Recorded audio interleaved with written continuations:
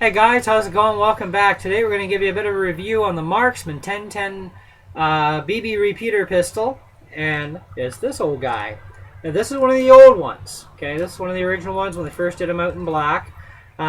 It may be the second version of it. This one was made in Huntington Beach, California, USA. Apparently at the time they wound up through two different factories. But anyway, here we go.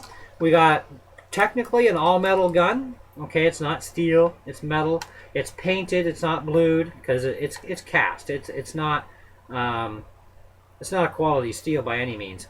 But anyway, we've got a plastic barreled, plastic shrouded barrel. The barrel itself is about 2 inches, and it is steel and smooth bore. The plastic, the release here is plastic. The safety's plastic. The trigger's plastic. Not a lot of plastic on this gun, which is really nice. Okay. The slide is really cool the way the cocking mechanism works. You just hold the gun on a bit of an angle. I do have some BBs in here right now. So you pull it back. It'll automatically load a BB in there. And then you push forward. And you make sure this stays down, because even though this thing is cocked and ready to fire and this BB loaded, and see if I can get this in the right angle, you can see the BB is just sitting in there. Okay. This does not lock until the gun actually fires, which is kind of really stupid. But we just fire it here into right there. Okay, so now it locks because now the pin on the piston comes forward enough that it puts itself into the hole, into the breech. So now it's locked down. But when you go to cock it, okay, it's still there. You got to pull it all the way back, and then it'll actually unlock it. Okay, now the only time you can safety decock this gun is while this is back. Then you pull it back just like that, and that BB just rolled out of there. So not bad. Power wise, a little over 200 feet per second, so not very fast. Definitely a paper shooter. Definitely only good within about 10 feet for any kind of accuracy, which is still pretty poor either way. Doesn't do well with the darts, does not do well with the BBs, even though it can run BBs, pellets, and darts. At least that's what they say in the instructions, and they give you in the kits. They still sell this gun today for 50 bucks at Canadian Tire, is one of the places you can get them. There's probably many other places that carry them too. And the new model is all silver, except for the shroud is still black, trigger's black, safety's black. They actually put plastic removable grips on the new model, and they left the slide black. But everything else is going to be silver now. Same power plant, same speed. You know, they do have a model. It's called Laser Hawk, and exact same gun in every way too, except they put a longer barrel on that's about 3 or 4 inches long. So it gives you a little bit extra speed and stuff, but it still doesn't really do all that well with darts and pellets. You know, but with the BBs it gives them a little bit more speed, a little bit better accuracy. Still only good for about maybe 10 feet, you know, but at least it'll punch paper a little better than what this little guy will. It is a kind of a cool gun because it's sort of almost like a full-size gun, you know what I mean? And it does have some weight being metal, you know, which is nice. The paint job on here from the factory, there probably is an enamel paint, and this is actually original paint on this gun. You can tell when a gun's been repainted. And this one hasn't been repainted yet, so it's all original.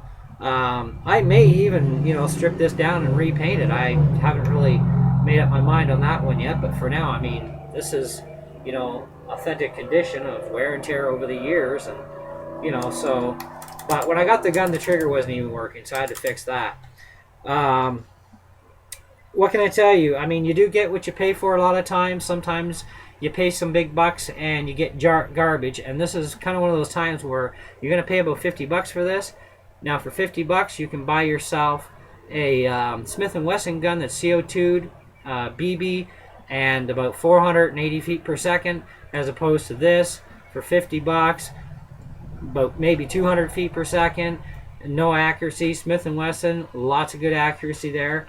And more powerful for a BB shooter, and a much better quality gun for the Smith & Wesson.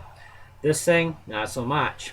Okay, I bought this exact same gun myself a little over 20 years ago from Canadian Tire, and I paid $29 just for the gun itself, no kit.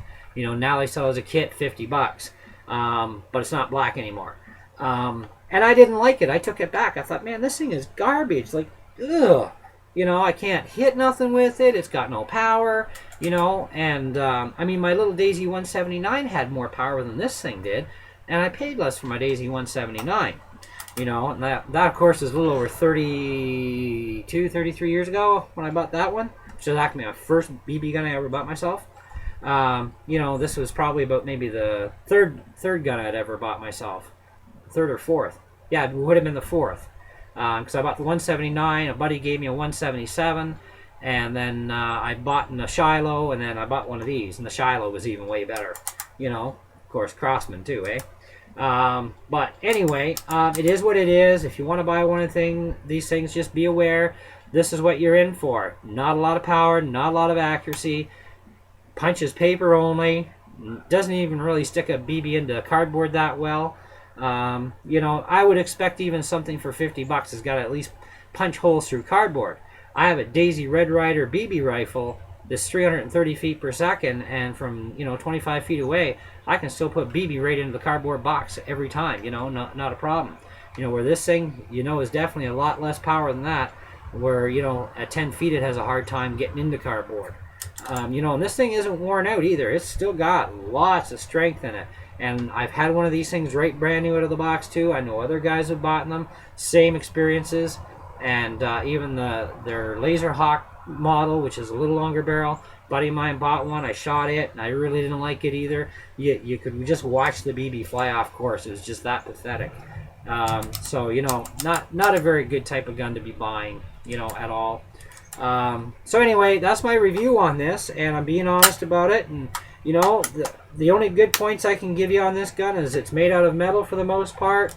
The cocking system is actually really kind of cool. I like the cocking system on it. That's neat. Other than that, nope.